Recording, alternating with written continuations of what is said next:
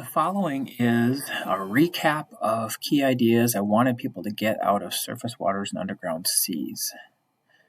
And looking at the work that came in, there's definitely some depth that maybe you didn't quite get, at least some of you, and in some cases didn't get any of it turned in. So at least here you can revisit it and get the information you need for a potential quiz.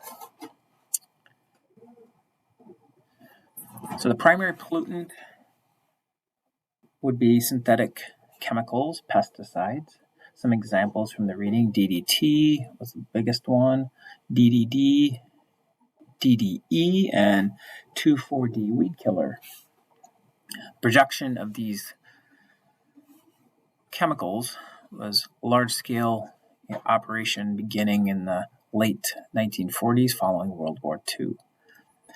They were initially produced as nerve gases as warfare to kill humans, but later they altered them to control insect, rodents, or unwanted vegetation.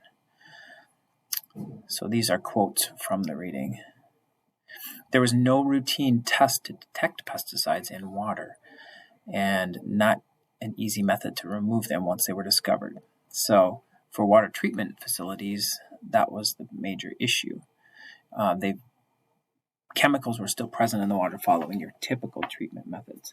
So if we are to work to get them removed, it's expensive to do so.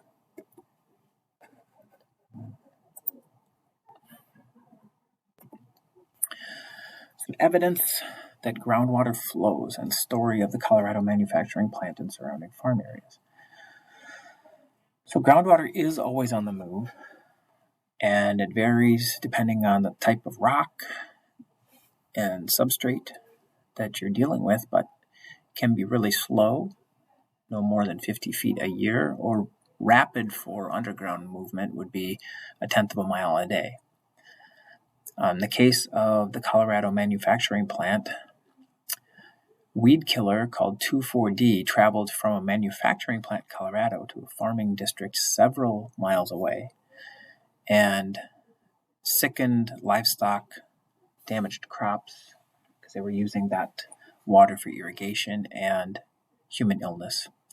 And they discovered this weed killer in the wells of these people, even though this was not being used on the land right there. And they traced it back to Rocky Mountain Arsenal. In 1943, this is a wart manufacturing place, and then later bought by an oil company and used to make insecticides. They would hold the chemicals in holding ponds, exposing them to sunlight.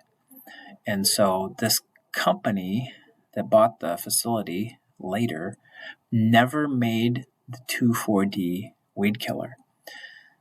So how did it end up traveling from these holding ponds? It traveled underground, but it was converted by exposure to sunlight. So these chemicals are unpredictable in how they might convert or be converted out in nature. And so we don't exactly understand them very well. And they could end up being something, in this case, lethal to organisms. The well water that they sampled had all kinds of stuff: chlorides, chlorates, salts, fluorides, arsenic have been discharged from this arsenal. And this 2,4-D weed killer hadn't even ever been manufactured there. So sunlight in these holding ponds converted them into something toxic, or more toxic. All right, the story of Tule Lake, California.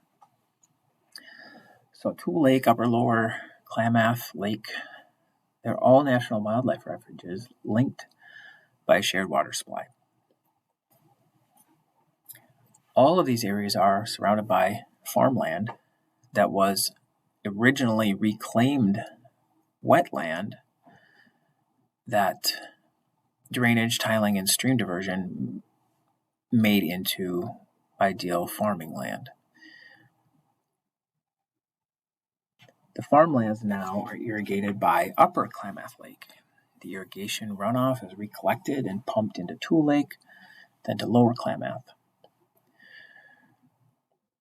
So the farmland drains into this area and then gets pumped back out to irrigate, and it just cycles. And what was happening is the summer of 1960, refuge staff picked up hundreds of dead and dying birds at these two lakes, most of which were fish-eating species, herons, pelicans, grebes, and gulls. Tissue analysis revealed concentrations of toxaphene, DDD, and DDE, all insecticides. And they even found chemicals in the plankton tissues. So what's noteworthy of this is that this is a particular important migratory pathway called the Pacific Flyway. 3/4 of all waterfowl that move along the Pacific coast in the autumn stop and rest and feed here. So if hunters are eating game from here, they are also ingesting the same chemicals.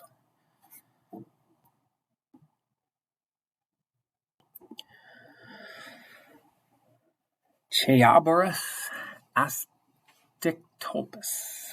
Gotta love Latin, right? Clear Lake, California, the problem was this gnat.